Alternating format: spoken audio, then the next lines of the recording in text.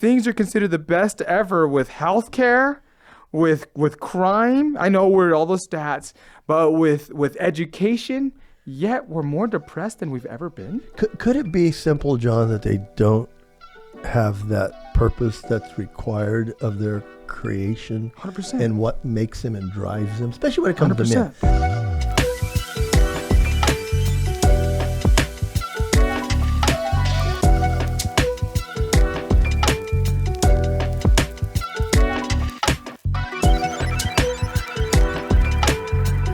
Wow, we would have never believed this. We're on Spotify, we're on Apple, we're on Google. Go out there and listen to us. So we're excited about it. We're glad you're excited about it too. Lunch break special with my friend Dr. John Rizo. We're here today. We got a new idea, and hey, we're drawing you guys in. Want to thank our sponsor, Covenant Coffee, Randy Martin and those guys over there. The vision they have for helping the foster kids once they get emancipated from 100%. The is that the right word to use? Yeah, Johnny? yeah. From the foster program. Yeah. They kind of get dropped. Yeah. You know, and as they kind of get dropped, Randy picks them up, gives them life skills, gives them a job, helps them with places to live. So he helps them not become a statistic. And in your business, Johnny, statistics are what we're trying to avoid 100% on the negative side. 100%. So we're glad you joined in, my friend Johnny Rizo, and we're gonna be going down an adventure. It was an adventure for me, but we're gonna put it into a 12-part series that we're calling Mentorship, and it's MEN. Mentorships, yeah. And we're heading down to tell them about your conference that we are doing in January. Well, this is a big thing, Tom. I'm calling it Mentality, MEN Unleashed. Mentality Unleashed, because what I really want is I want to create a good, solid community of men where we're able to connect, where we're living and we're working on things that matter to us, and we're connecting to things that are the most important to us, like our relationships. Are we being good fathers? Are we being good husbands? Have we found our adventure? And is our life aligning with supporting that adventure? I agree. And, you know, Johnny, we're living in an age where I believe there are people out there trying to rob men of their created identity, which is to be adventurous. 100%. To have a battle to fight. 100%. Because there again, my wife, and you're with kids too. 100%. You could take a kindergartner, and it seems like the little boys, you give them a stick, they want a battle to fight, don't they? My son, his one thing right now is he likes to come up to me, and he's only 2. He's looking for the battle to fight, and you're in front of him. That's it. All it took was a few shows for him to watch. I didn't teach it to him. Well, maybe I did. Well, I love that because every boy. And then we have to throw in romanticism. You know, and if we talk about romanticism, men, of course, we need a beauty to go after, to encapsulate our heart, our mind. But that just doesn't mean a woman. It means a romanticizing about where am I going to be in a month, 100%. 2 months, 3 months, a year, 5 years, 10 years from now. You know, to piggyback off of that, and I don't mean this in a bad way, you know, one of my biggest temptations isn't another woman. It's my work. It's my passions. It's my adventure. And you have to align them, don't you? Oh, well, you taught me that. well, John, I think that as you and I know men, and it doesn't take, like you said, a lot to watch a young boy, you know, looking at his dad and says, hey, I got to test out my masculinity. And I think we have to support that. Now, I do think that the Bible says that the meek will inherit the earth. It doesn't mean meek like weak. It means meek, which means power under control. 100%. There's nothing more amazing than a man that knows his worth in God's eyes, knows his worth in what he's doing and applying himself to, and knows his worth with his wife, that partner, you know. And if you're out there and you're young, that will come, you know. 100%. You've been thinking about it a long time though, but is it in the back of your mind? 100%. You know, I love doing weddings, and I've got 2 young ones cooking right now that I'm doing in October. But the great thing is to see a young man and woman that says, "This is my prize." 100%. Romanticized prize. And then we know within that confine, there's a battle. You know, I tell people all the time, because my work's pretty tough. I have many different jobs I'll get into later. But my hardest challenge in life is still my relationship. That's it. It's maintaining and loving and nurturing that. And making sure it moves forward. 100%. And that's what men, I believe, are called to do. We're created to passionately pursue the battle, the adventure, and the beauty. That's it. That's In it. life, yeah. That's it. And if men can harness this and understand how to harness this, and fortunately, I've had, through my 34 years of ministry, opportunities to be around guys. Yeah. And it's not hard. You know, I people always ask me, and they'll hear about what we're going to talk about and the inspiration behind John Eldridge's book, Wild at Heart. As you read that book, it unleashes in you the Creator's purpose for men. Yeah. You know, when you hear that one of David's men killed a lion in a pit on a snowy day, my mind goes, that's cool. But what was he doing in the pit? You know? You see a man protecting a pea patch. Yeah. Because it's his pea patch. Yeah. You know, so David, you know, killing a lion and a bear in the backwoods when probably no one would know it if a few sheep went missing. Yeah. But it was practice to defeat Goliath. Yep. The one giant that stood in the nation of Israel. Taking care of his sheep. Yeah. I mean, that's where it starts, right? Taking care of what's yours. Yes. And learning life's lessons. So. And I think that's one thing, you know, one of the biggest things of why I love this project so much is because when I was I was a teenager in church. I grew up in church. So I had it good. Your dad. If you don't know Pastor Hector Rizo in Bakersfield, California, you're missing a treat. Yeah, I had it good. I got the cream of the crop of all the teachings, of all the mentorships. But for some reason, I still thought that everyone was trying to make me be a nice guy. Yes. That was not reality. Let me be clear on that. You guys weren't teaching me that. You guys were men. You guys were alphas. But for some reason, there was maybe it was the culture at the time, the Christian culture at the time. I thought people was trying to get me to be a nice guy, and that's what Christianity was. And Johnny, can't you say you linked nice guy to weak? Oh, 100%. I linked nice guy to boring, weak, and I wanted nothing to do with it when I was a teenager. You know, when you're a kid and you're thinking, you're envisioning, what do I want to be when I grow up? That man that I felt like people wanted to be, that was classified as a Christian back then in the early 2000s, I was like, I want to be nothing like that guy until I read John Eldridge's book. I remember being 16, 15, and my dad, Hector Rizo, said, hey, son, I got something for you. And that flipped the script when he said, he was the first man to say, look, it's okay to be a man. Mm-hmm. You know, being a Christian isn't about being a nice guy. It's really about capturing your beauty. Mm-hmm. It's really about finding your adventure and being a warrior within that adventure. And kind of be unbridled. I love the story in the Bible, and we'll refer to that a lot because that's Johnny in my faith system. And Moses. I mean, Moses is second in the line of Egypt. Yep. And he identifies with the Israelites because they're his people. I mean, his mother gave him up, and you know the whole story about him being set adrift in the basket. And him going out there and seeing him being abused, is what does he first does? Is he goes out there for a battle and he kills 2 Egyptians. Yep. Then he goes on the run. You know? And so you see these adventures, and I love Abraham, because Abraham looked like he could have been sitting there with a very relaxed, easy life.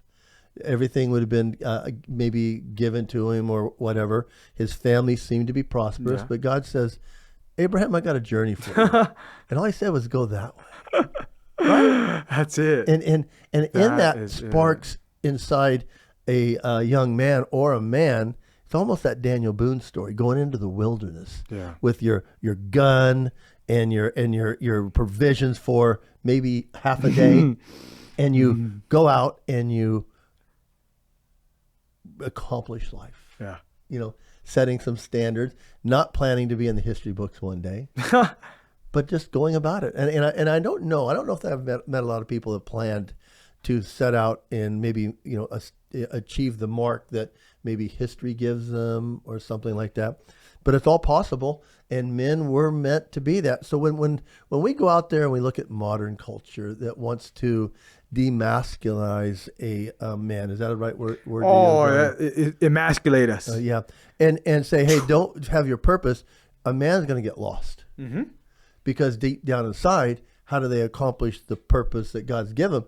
We got a chemical inside of us called testosterone, and it's going to push you farther. You know, look at the athletics. I come from an athletic background where I abuse testosterone. But if you have too much of it in your body, there's a thing called roid rage because it's too much of that substance. So there has to be a good passion. I love what balance. we're doing, and I like what we're talking about because, and again, I know we're Christian men. We talk about we're talking about Christianity, but we're not. This isn't covered by a church. This is separate than that. This is us as men wanting to connect with other men and teach them our values. Our show, I think, or what I see sitting down and the idea that you have for this show is we're going to talk about an ability to unleash things in men's heart from a inspired book written by a man, but has principles which are followed through into the Bible. And not only have we said it works because we read the book, we've 100%. Applied it, John. 100%. And I think application, isn't that what science is about? That's it. That's it. It's application. And it's tracking your application. What do they call theories? They're just a theory. But if you can put into work something, and we have 12 episodes of the way that it's worked out in other people's lives. And you know what it is, Johnny, if you look backwards, and there again, a lot of our guests, you and I, have commonality with because we brought them into something and they saw the value of it. Now, what they've done is they're all out applying it. Yeah. Doing the same thing in other people's lives. Replicating. And you're going to be able to live our journey through their story, but 100%. Not just stop there. Talk about how it's continuing on. That's it. That's it. And I think that, one of the most beautiful things about the story that John Alger creates for men, is, to go back to what meekness is. Yeah. It is being strong, having that strength, being a man that can take action, that can do what's necessary, but having that under control. Well, the Bible tells us, and Jesus tells us that we're supposed to love our wives like he loved the church, which means die for your wife, right? 100%. Love others as you love yourself. There's no, it's all about you message. 100%. There is not, it's all about you. That sacrificial love. Yes, it is sacrificial. But that takes us back to our battle. Mm-hmm. That takes us back to the battle. It's being able to sacrifice yourself for what's necessary. It's being able to fight for what's necessary by any means necessary. And then I always like it, John, and you and I have talked about it a lot, and a lot of all the guys that we have coming in for your episodes will be able to ring this true. But there's one thing that equips men more than anything else, and the Bible says, Scripture says, that men sharpen men like iron sharpens iron. That means there has to be a abrasive effect. Mm-hmm. And as these metals rub on each other, there's a result that they both become sharper. And so you almost enter into mentorship, and it has to be an agreement, why are we doing it? I think we could even go to your story, just jumping right in. You came to me at a couples retreat. Yeah, it was before COVID. We established that. It was 2 years before COVID, which is many moons now. And the biggest thing is I was at the couples retreat. I was just married.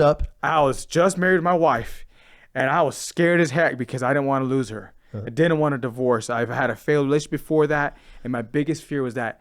But at the same time, I was disconnected from the church.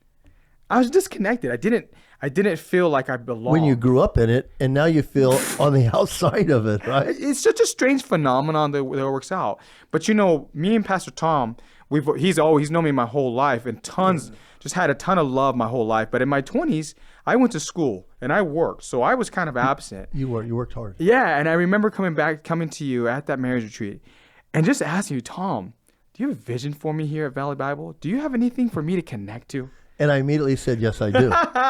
Right? Oh man, did you? And I think sometimes that shocks people because the vision is in the person that is coming to somebody. If you're out there and you want to mentor others, I think sometimes is knowing that it's in there. Yeah. How does it come out? And it comes out in a relationship. That's it. I remember telling you a few things like, I need you to saddle up with me. You did. Which means I was at another campus in town, and I said, I need you to come over there with me. And I'm an East Sider. Yeah. Hardcore East Sider. East Side to the bone. And you asked me to go to Cal State. Yeah, which was 12 miles away. That was a lot for me. And you said, why? And I says, well, it's because we have to have proximity. Yep. There's no way to be in each other's life without proximity. Brilliant. And you have to cut the distance, because I think that's what makes it real. Because you can't manifest circumstances that are going to need to be addressed by not having close proximity. It's everything. And I remember asking you to do something, and you asked me why, and it was going to bring you in more closer proximity to other people. So it's always about finding that close proximity and then working through it as a relational idea. And so I remember, because you are wild at heart. And I remember all the other guys going, oh my gosh, this Johnny Rizo. I'm wild, trust me. And so I just go, I would always say, just give him a chance, because he'll settle in. Right now, he's like that bull out in the field. Unbridled. He's rutting everything. He's testing all the fences.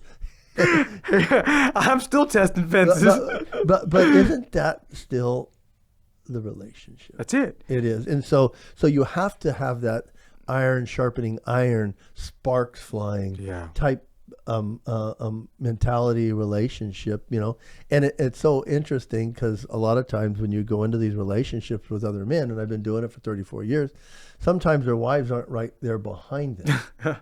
Yeah. They aren't, because the wife wants to see, oh, is this another of your ideas, or is this one going to stick, right? If you're out there, us men, we just got to say it. We have a lot of things that we start well, but we don't finish. And the observer that watches us most is our wives, right? Oh man, that is the truest thing. And so sometimes when they hear this new thing, it's like, oh, okay. There's one of that. You see that eye. There's kind of watching. Yeah. So it is. So those were always things that I look for.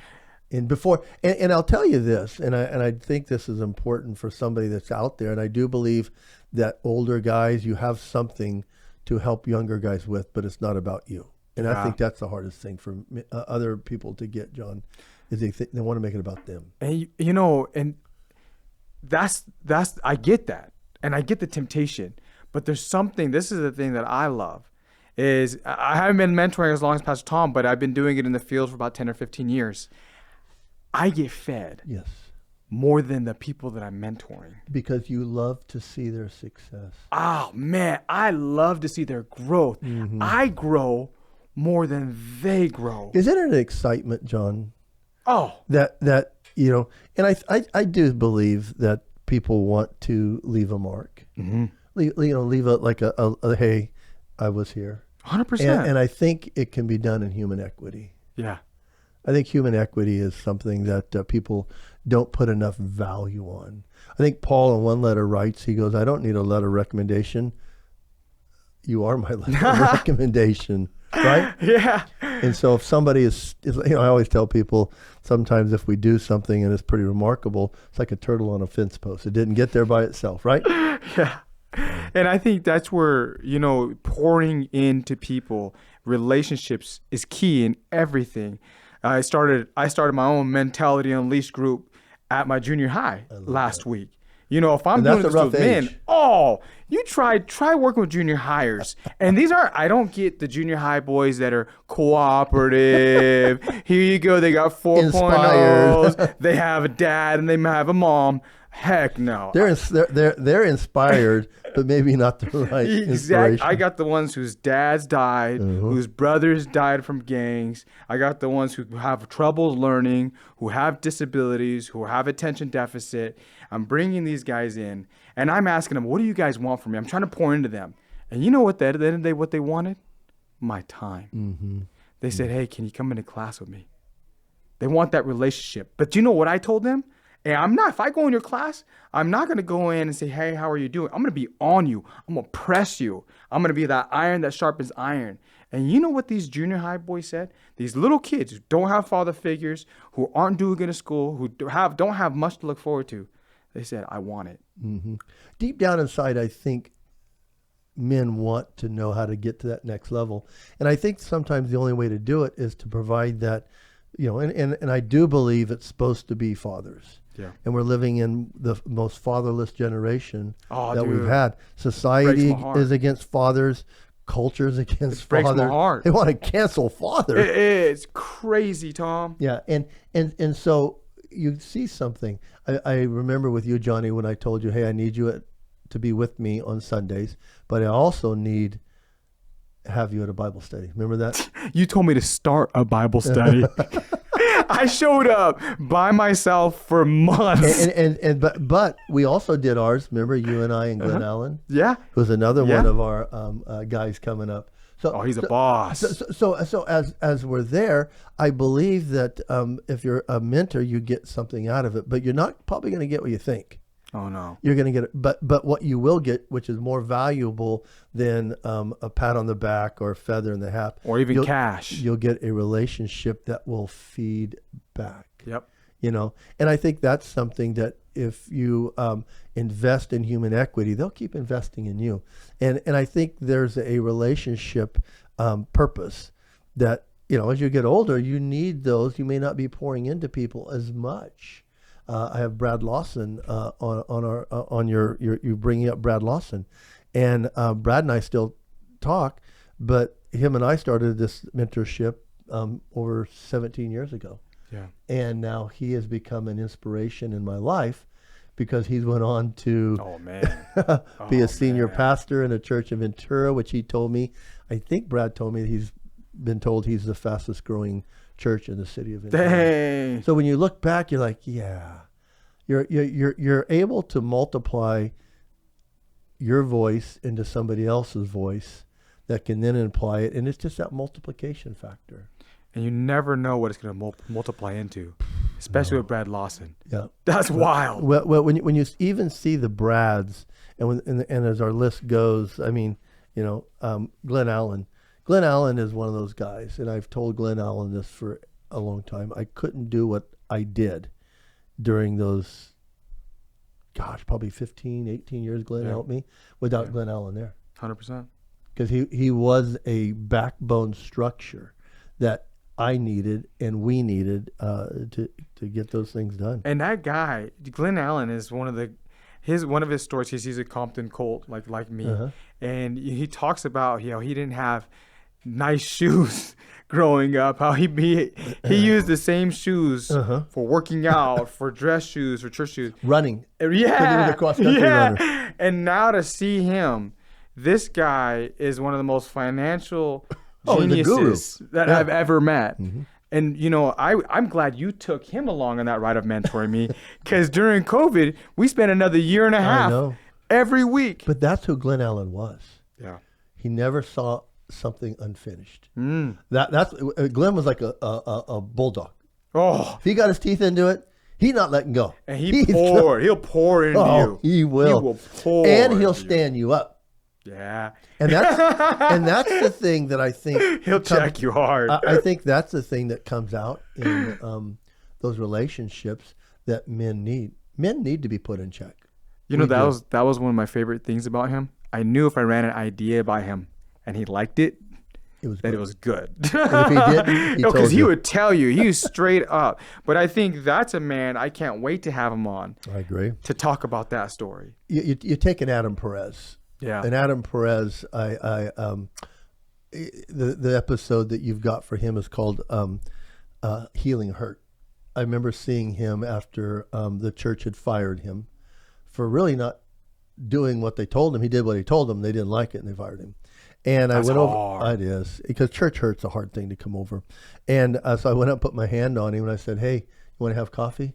And he goes, "FYI, you know what just happened?" I go, "Yeah, but I'm not. That's old news.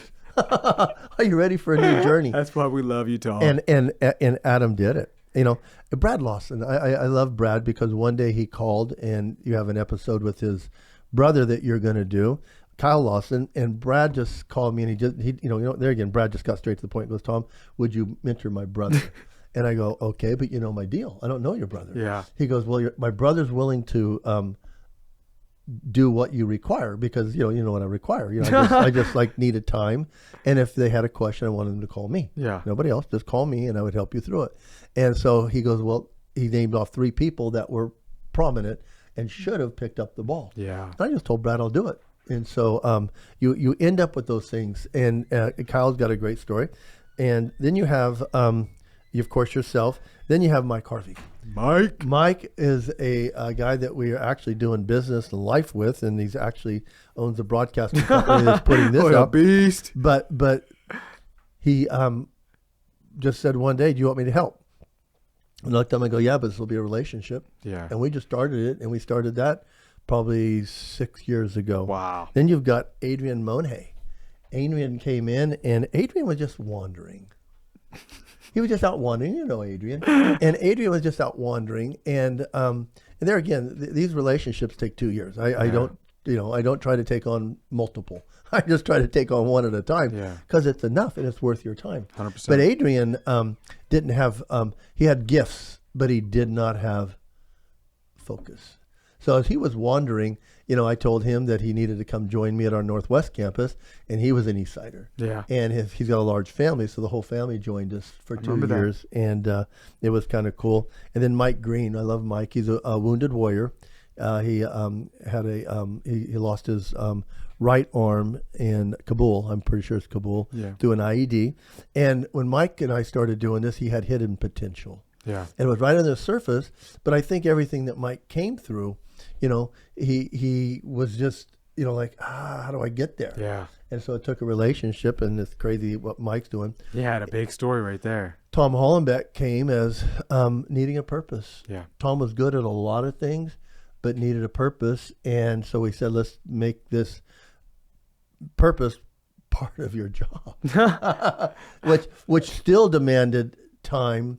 Yeah. But now it's part of his job, and he's accomplished it now. He's doing so well. At a super high level. And then we have Nick Vlahos. Oh, Nick that's is the a man fun right there. story. Well, it's your episode that you have labeled for him is "Wrong to Right, No Regrets." Well, the wrong was I had to fire Nick and stay in a discipleship relationship. But as Nick and I talked about this the other day, Nick. I know Nick. He's a survivor. And then you take John L. Ward. John L. Ward and I didn't know each other. I didn't even realize when someone called me and said, "Hey, this guy's got an idea, and I don't know if there's any merit to it." And he goes, "Would you sit down with this guy and talk about his idea?" And so I did. John L. Ward and I sat down, and he gave me his idea, and it involved a shoe. But it involved not a shoe, but it involved a disenfranchised group. And I looked at John L. after our conversation. I told him, "This is bigger than you." And of course he asked, "What do you mean?" I go, "No, once we start our journey, we'll get a direction, and it's going to be bigger than you." And now I think John L.'s model is almost like a national type idea, and I think he gets calls all the time. So those are the things I love, and I love that fact that you're going to be able to sit down with these guys and dig into their story, but not just leave it at the story, because I think that's sometimes over embellished or we're not embellishing it, but I mean overemphasized. Yeah. And it's more about how they're applying it now. Yes. Versus what got them there. But the get you there process is a part, and then what keeps you going is a part. And I think every one of them falls into they had a battle to fight, they had an adventure to live, and they had a beauty to rescue. That's it, Tom. Inside of them. That's it. It was designed in there. Can we say that everyone out there can be the hero of their own story? 100%. You know, Tom, we are designed to live an adventurous life. Yeah. You know what it says about in psychology? It says if you don't have a perspective of an adventure, you know what that leads to? Depression. And are we dealing with too much of that in this culture? And we're living within a culture of depression when things are considered the best ever with healthcare, with crime. I know we're all the stats, but with education, yet we're more depressed than we've ever been. Could it be simple, John, that they don't have that purpose that's required of their creation 100%. And what makes them and drives them, especially when it comes 100%. To men? And if we're talking about men, you know, if you're looking at us saying, well, you only work with men, well, we're men. Yeah. It takes somebody else that has got a different hormone to work with women, right? Well, you know what, I'm be real. I connect more with men when I work with them. And honestly, I feel like I get more growth. There's like a camaraderie. There's like a sense of, there's a sense of commonality that we know that we have. Yeah, and we get to pursue it. Well, Johnny, hey, why don't you end us up and, Look, guys, we have a big plan. We have a big plan for you guys that's going to take us through 12 weeks, 11 to 12 weeks. This is where we're going. Of solid discussions about mentorship, about being a man, about people's adventures, about people's beauties. But then we're going to end it with this, where we have an event where you get to see us in person along with Hector Rizo, where we work with you guys. We're going to keep it small to 50 people, because what we want to do is we really want to pour into you guys. We want to teach you guys what we have, and then we want to make sure you find your adventure. I love that, John. Well, we hope you like this episode, because there's going to be 11 more with people's story. And Johnny, you're going to take the helm, and I'm excited about that. Oh, I can't wait. Yeah. Hey, you guys have a great day. God bless.